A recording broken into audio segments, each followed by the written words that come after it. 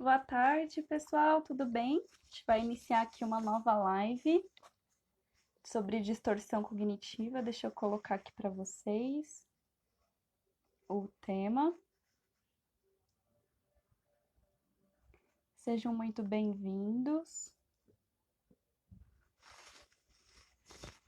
Vou fixar aqui o tema para a gente saber e já vou chamar a Nayara aqui para participar com a gente, tá?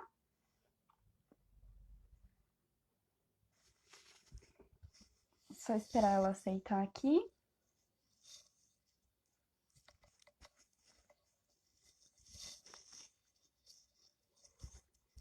Vamos lá.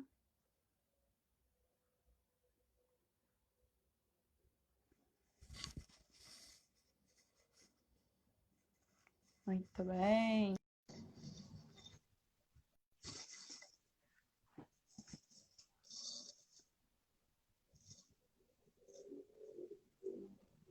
Olá! Ah, nossa, que internet perfeita, né, Brasil? Olha, outro nível. Outra coisa, né? Só compartilhar. Eu parei de ficar xadrez. Foi, menina, um negócio muito doido. Já tava achando que isso era feita de Lego. Saudade. Enviando aqui pro Vamos lá. pessoal. Tá, muito boa tarde a todos, sejam bem-vindos. Vão entrando aí para nossa live. Mais uma live de distorções cognitivas aí, né? Mais uma. Hoje nós vamos falar de supergeneralização. Nossa, como tem distorção cognitiva, né? Misericórdia. Tem e muito. Quando a gente for falar sobre essa super generalização, me veio tantas as outras, né? Não Pensamento tudo ou nada, né? Sempre aquela frase, mas, né? é, Sempre, tudo. nada, Vamos, nunca, vamos só, acabar voltando em muitas, inclusive. com certeza. E aí, só para o pessoal saber mais ou menos do que a gente está falando, né, Nay? A gente está falando de uma distorção cognitiva. Distorções cognitivas são padrões que a gente faz, que a gente tem de funcionamento, né? Que faz com que a gente pegue a nossa realidade e corrobore uma crença, né? Então, que a gente pegue a nossa realidade e confirme uma crença a partir dessa distorção que a gente tem. E nós temos vários tipos de distorções cognitivas, padrão, né, digamos assim, e nós estamos trazendo uma série de lives aí sobre esses padrões para vocês conhecerem um pouco mais sobre esse trabalho muito bom do Beck, né? E hoje a gente vai falar um pouquinho sobre supergeneralização, né? E a gente vai errar muito essa palavra, porque é um trava-língua, né? Não é Fala mesmo? rápido, 5 vezes. Nossa, supergeneralização. Me lembra quando eu tô aprendendo inglês e aí eu sei só a última palavra da frase, sabe? Assim, É só super baixo, né? Generalização. E aí é importante a gente colocar o que é a supergeneralização, né? Então, é quando a gente percebe um padrão global a partir de aspectos negativos, com base numa única coisa ruim que aconteceu e a gente gravou isso e ficou muito evidente para nós, né? Então, por exemplo, se eu tenho uma péssima experiência amorosa e eu sou heterossexual, então eu vou dizer assim: nenhum homem presta nessa vida, né? Então eu vou fazer esse tipo de supergeneralização com base em algo muito ruim que eu vivi, né? E isso vai trazer muitas falas do tipo: ah, isso sempre acontece comigo, nada dá certo para mim, eu não tenho nada de valor, eu não valho nada, né? E sempre vem acompanhado realmente desse dramão, porque inclusive estou dizendo sempre, né? Mas vem geralmente acompanhado desse dramão, né? De Sim. Deus só comigo, né? E é lógico que a gente está falando dramão de uma forma de uma brincadeira aqui, né? Porque a gente sabe que realmente a pessoa sofre isso, né? Ela, sem perceber, ela acaba de fato sofrendo isso, né, Nai? Sim, porque ela pega um acontecimento, quem tem essa distorção, e não tão raro, né? As pessoas têm essa distorção, ela pega um acontecimento específico da vida, geralmente negativo, porque é sempre muito negativo, E ela vai atrelar a todos os outros acontecimentos.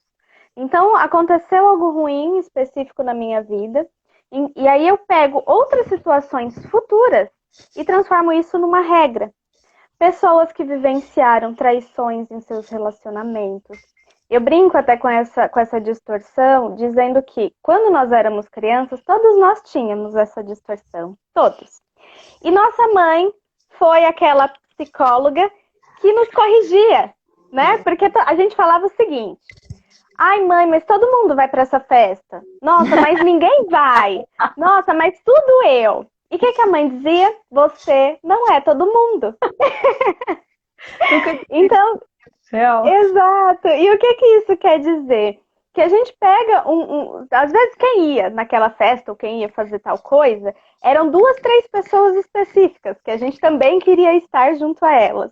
E aí a gente pega um padrão, né, e globaliza ele, porque se torna uma proporção assim muito maior, né? Então, exemplo, como eu ia falando sobre a traição. Deixa eu só abrir um parêntese aqui rapidinho. Quero mandar um abraço pro Walter que está assistindo a gente. Walter, estou morrendo de saudade de você. Olá, Walter. Pra Célia, muitos beijos, fiquem seguros aí, viu? Desculpa, Nay, a nostalgia aqui. Imagina.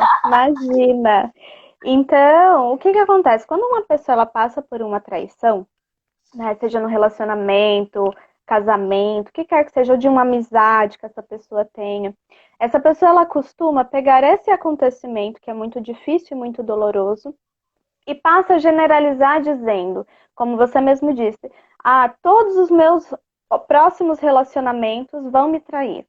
Todos os homens não prestam. Todas as mulheres são interesseiras. Então, todos esses padrões que quando a gente fala de uma única pessoa, de uma única situação, colocando todos, né, nesse meio, a gente está super generalizando. A gente está dizendo para nós mesmos que essa situação que eu vivi, não importa o que eu faça, não importa quem eu conheça, não importa quem entre na minha vida, sempre vai ser isso. E causa um sofrimento terrível, né? Porque quantas pessoas não se auto-boicotam, não se relacionam, têm dificuldade em se relacionar, justamente pelo medo de ser traído, de ser traída novamente, pelo receio de novamente passar pela mesma situação. Então, aconteceu ali de uma amiga falou mal, um amigo fofocou, falou algo da vida íntima. O que essa pessoa faz? Não se pode ter amigos, ser humano não é confiável, né? É até bíblico, maldito o homem que confia em outro homem, porque a gente acaba pegando situações tão específicas da nossa vida e vai generalizando. E aí ninguém mais presta, ninguém mais é capaz de te fazer feliz, ninguém mais tem caráter, ninguém mais tem a capacidade até mesmo de mudar, né, Lê? De ser diferente. E é muito louco porque isso ultrapassa também a nossa visão negativa, né? Então, por exemplo, a gente brinca muito aqui, né? Aqui em casa, né? Porque o meu esposo, ele super generaliza muitas coisas, assim, né? E é muito engraçado, porque um belo dia ele fala assim pra mim, vamos, sei lá, né? Vamos fazer essa abóbora aqui com alho? Aí eu falo assim, não tô afim de alho. Aí anos se passam, anos, e eu nunca mais comi abóbora com alho. Aí um belo dia eu chego pra ele e falo, nossa, por que eu não como mais abóbora com alho? Ele falou, você falou que não gosta? Daí, assim, não, né? Eu falei que aquele momento não estava afim, né? Mas é tão automático, a gente automatiza tanto, né? Que simplesmente aquilo para de existir, né? Então, o quanto a gente faz com que as coisas parem de existir, né? A gente fala assim, não, a partir de agora isso daqui não é, então. Então não é, né? É sempre essa coisa de querer ter uma certeza sobre o que é o que não é, né? Para prever que você não vai se frustrar. Então, imagino que talvez seja muito frustrante para ele quando eu falo, não quero, né? Nesse exemplo, assim, né? Então, assim, o quanto a gente usa... E se acontecer uma vez, vai acontecer sempre, né? Sim, e o quanto a gente usa isso como uma proteção do ego também, né? Então, a gente estava falando bastante na semana passada, quando a gente estava falando, né, da desqualificação dos aspectos positivos, né? dessa defesa do ego, né? Dessa coisa de não quero me frustrar, então, portanto, eu vou fingir que nada está acontecendo, que não é comigo, ou então eu vou evitar esse sofrimento, calculando como ele vai ser, já sofro de uma vez e pronto, acabou, né? E essa distorção de supergeneralização, ela também vem de uma análise muito exagerada sobre coisas que não precisam necessariamente ser analisadas, né? Então, a partir do momento que, sei lá, Nayara não mais come carne, por exemplo, então Nayara não pode nunca mais voltar atrás. Se Nayara não quiser mais ser vegetariana, problema dela, ela vai ter que ser para sempre, porque ela fez uma escolha, né?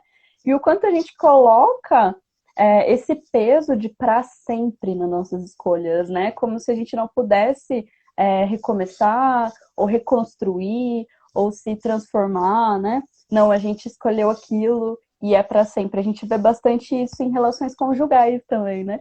Eu escolhi o meu esposo e, portanto, eu fiz essa escolha e é para sempre. E aí, muitas vezes, o casal está disfuncional, ambos estão infelizes, mas fica aquela questão do, não, mas eu disse que seria para sempre, então agora eu não posso voltar atrás, né?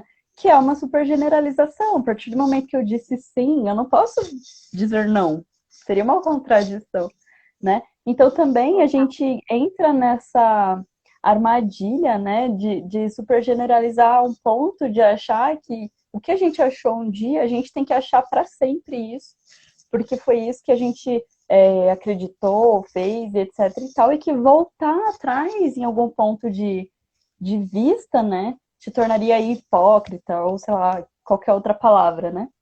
Mas por conta também disso, não. Porque se as pessoas, exemplo, né? As pessoas, a gente sempre traz exemplo de relacionamento, né? Sim, Mas porque não, é muito frequente, né? então. Não, a partir do momento que eu casei, agora eu sou casada. E aí, tipo, não tem como voltar atrás, né? Então, às vezes, a pessoa sofrendo ali naquela relação não consegue sair disso, porque ela super generalizou. E aí, quando ela sai, né, por um motivo ou por outro, ela não quer nunca mais, porque ela diz, não, casamento. A gente ouve muito isso, né? Só se casa uma vez, que casamento, Sim. né?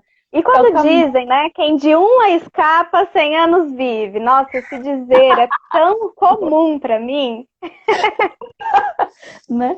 E o quanto isso tá relacionado, né? Esse aspecto de super generalizar. Então, porque eu me casei e não foi bom, então nunca mais vai ser bom casar com ninguém, né? E aí a gente faz essa limitação de horizontes, né? A gente começa a limitar a nossa visão a partir de confirmar uma crença nossa. Que coisa louca, né, que a gente faz. E essa evitação também, né, Lê? Porque o problema nisso tudo está na evitação. Porque veja só, pessoas que desenvolvem, por exemplo, a síndrome do pânico, né? Ela tem uma predisposição para ansiedade, acaba tendo uma hipersensibilidade, desenvolve ansiedade, e aí nesses episódios acaba tendo um episódio de pânico, né? De síndrome do pânico, no qual ela passa muito mal. Imagina que, por exemplo, essa pessoa está no restaurante, ou ela está num ônibus, enfim. Imaginem você o lugar. E aí, ela, por sentir-se uma sensação tão ruim, sentir algo tão negativo, e é uma sensação pavorosa mesmo, que ninguém quer sentir, e se sente uma vez, a sensação é de que vai morrer, ou de que vai acontecer algo muito ruim. Essa pessoa pega essa situação e essa sensação, e por não querer sentir novamente, ela atrela isso aqui. Ah, eu estava naquele dia naquele restaurante, tinha muitas pessoas. Então, essa pessoa ela passa a evitar restaurantes. Logo depois, ela passa a evitar pessoas, porque ela vai associando essa síndrome do pânico, ou esse episódio que aconteceu algo totalmente esporádico, uma única situação, e ela vai achar que sempre que ela estiver nessa determinada situação, ou com essa determinada pessoa, isso vai acontecer. Então ela passa a evitar. E qual o problema de evitar? Ah, mas se ela está evitando, está ficando bem, né? Só ela não ir no restaurante. Mas isso volta de alguma maneira, né? Isso sempre volta. E aí a pessoa passa a deixar de frequentar restaurantes, depois passa a deixar de sair de casa, a de ter convívio com outras pessoas, vai desenvolvendo outras fobias e outros pânicos, justamente por medo de sentir aqueles sintomas. Então, até na TCC, que é a abordagem que a gente trata muito aqui, a gente fala sobre o enfrentamento, né? Além dos diálogos pré-socrático, além de todos os exercícios, né, de registrar os pensamentos disfuncionais. A gente trabalha muito com o enfrentamento, porque ninguém tem um medo e vai superar esse medo deixando de viver aquela determinada situação. A gente enfrenta pelo enfrentamento. Então, entenda que a evitação, seja, eu dei o exemplo de uma pessoa que teve um episódio recorrente, aliás, teve um episódio específico de pânico. Mas pessoas que foram traídas, foram deixadas, foram abandonadas, isso acontece até com pessoas que foram de alguma forma negligenciadas na infância e passam a ter dificuldades em seus relacionamentos. Porque veja, se ela foi deixada uma única vez, ou se alguém que ela amou abandonou, traiu, então o que esperar do resto do mundo, né? Seja daquela mesma pessoa que traiu, então ela vai ser para sempre aquilo, né? Uma pessoa que traiu, uma pessoa que abandonou. E todo o resto também se torna isso. Até mesmo, como você falou, para a gente poder se defender, para a gente ter uma segurança, né? De que eu sei que o mundo é assim, de que eu sei que isso vai acontecer de novo, então é só eu evitar. Só que evitar não é a melhor saída, né? Ela passa a se tornar um outro problema ainda maior. Até o Mako Casarubo colocou eu. Procura ajuda de um profissional da psicologia aí, hein? Temos tudo aqui fazendo atendimentos online, né? Brincadeiras à parte, né? Ai, a Marta, gente! Linda! Um beijo, queridona!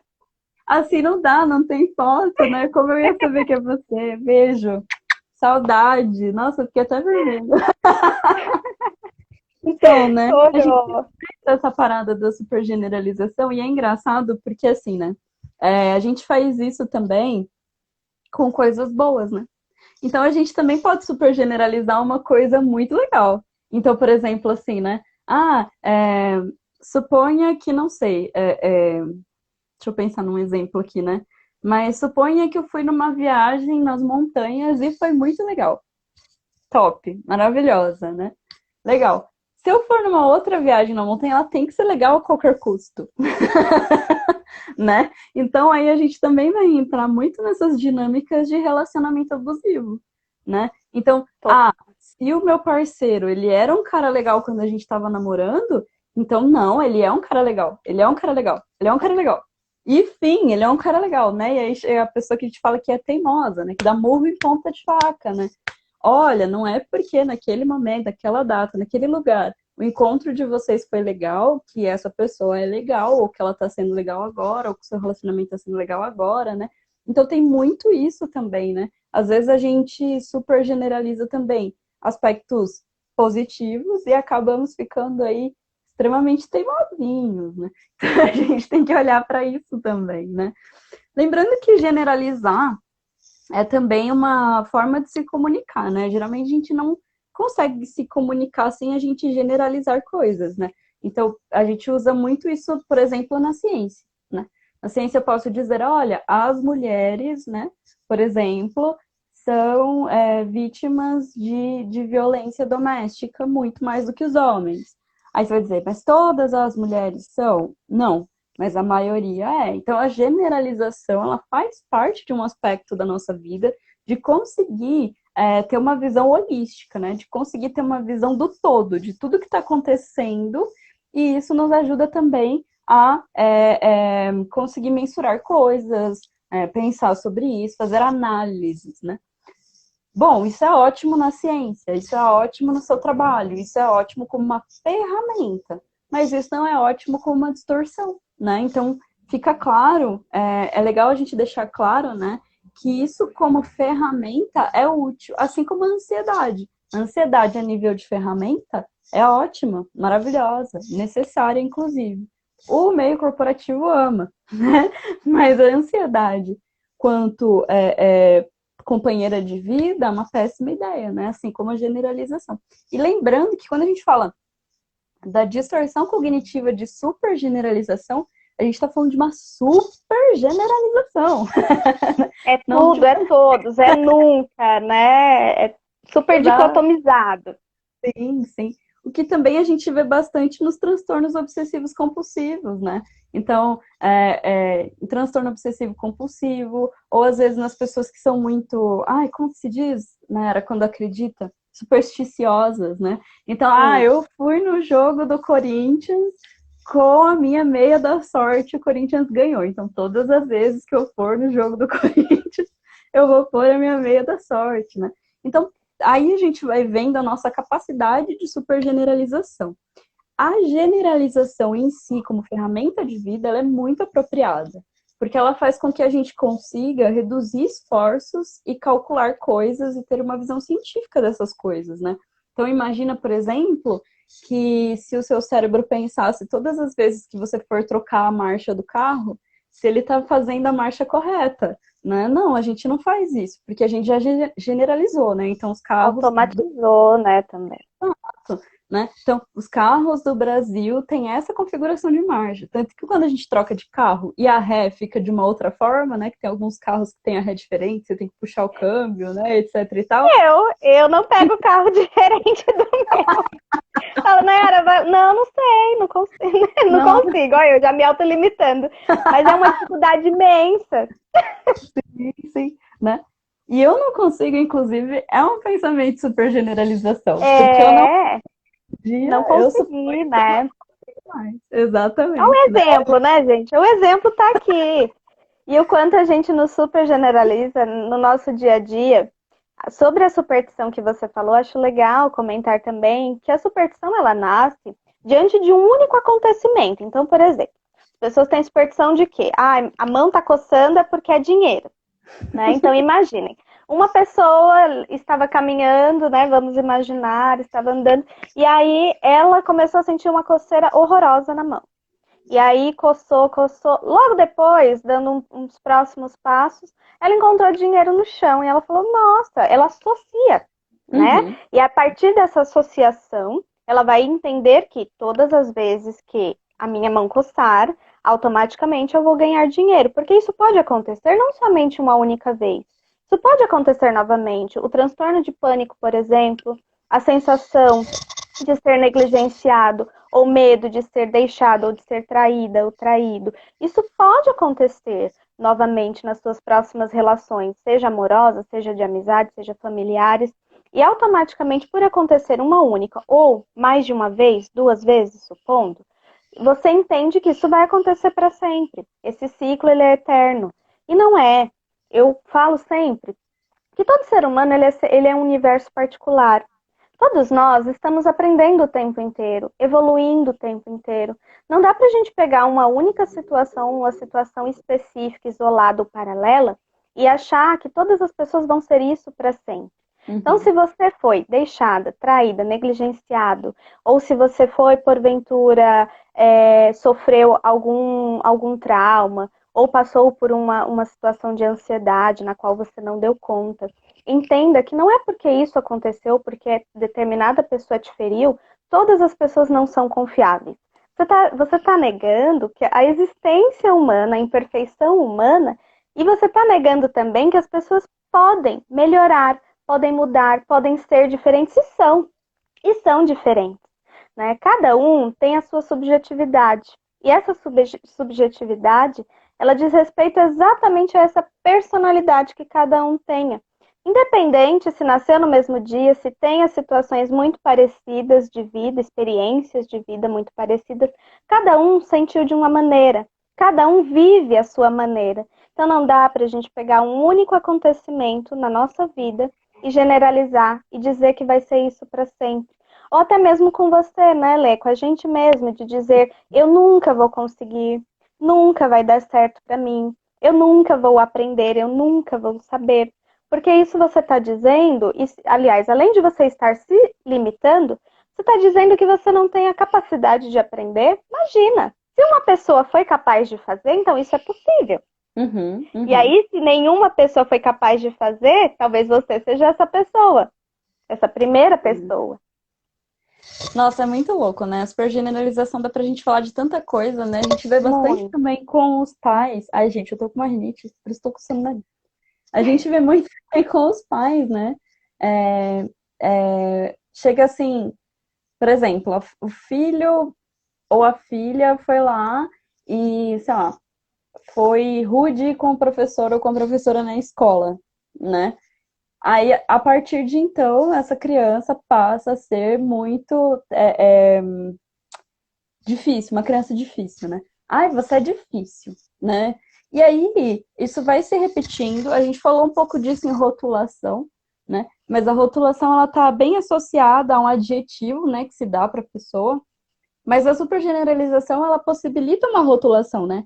Ela vai vir ligada a um comportamento. Então, se meu filho sempre age de forma agressiva com o professor, é porque ele é uma pessoa agressiva.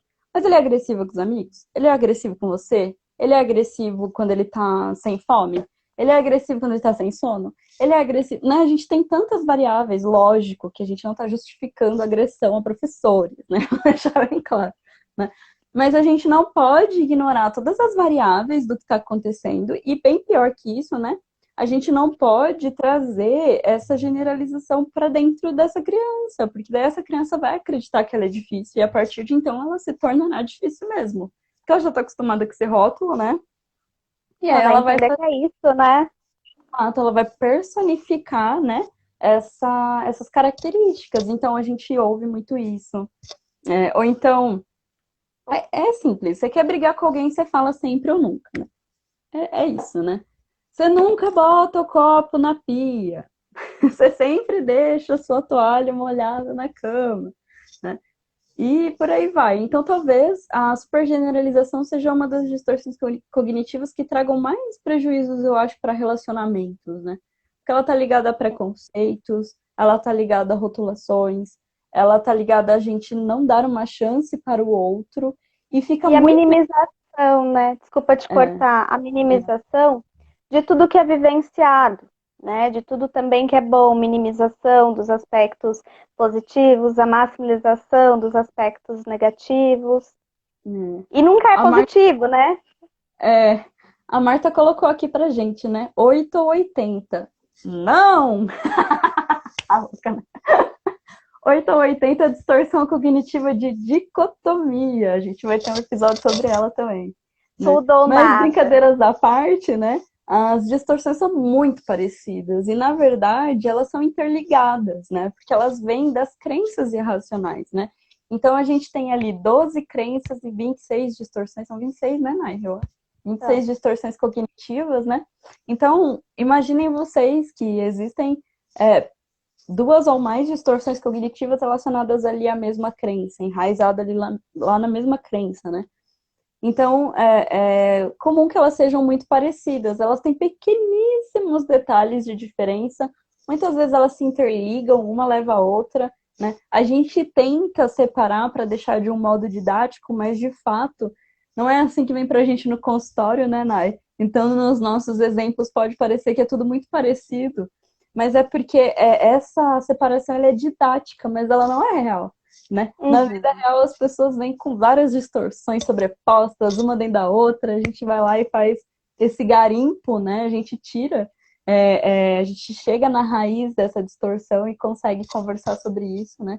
Então, acho que também é muito importante, de novo, né, a psicoterapia em si, para a gente conseguir lidar com essas coisas. Então, lembrando que nós estamos com atendimento online. Sim.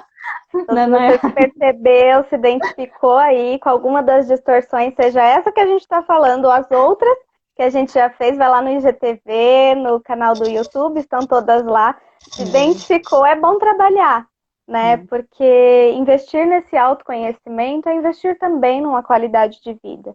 A gente está falando dessas distorções e a gente diz, ah, mas todo mundo tem isso, né? Todo mundo cresceu com isso. Mas a gente não precisa conviver ou viver para o resto da vida com essas distorções. Então, quanto Uhum. mais autoconhecimento a gente possui sobre nós, mais domínio a gente também tem sobre esses erros de pensamento, sobre quanto a gente também não se coloca em fria e furada, né? Lê Uhum. por conta dessas distorções.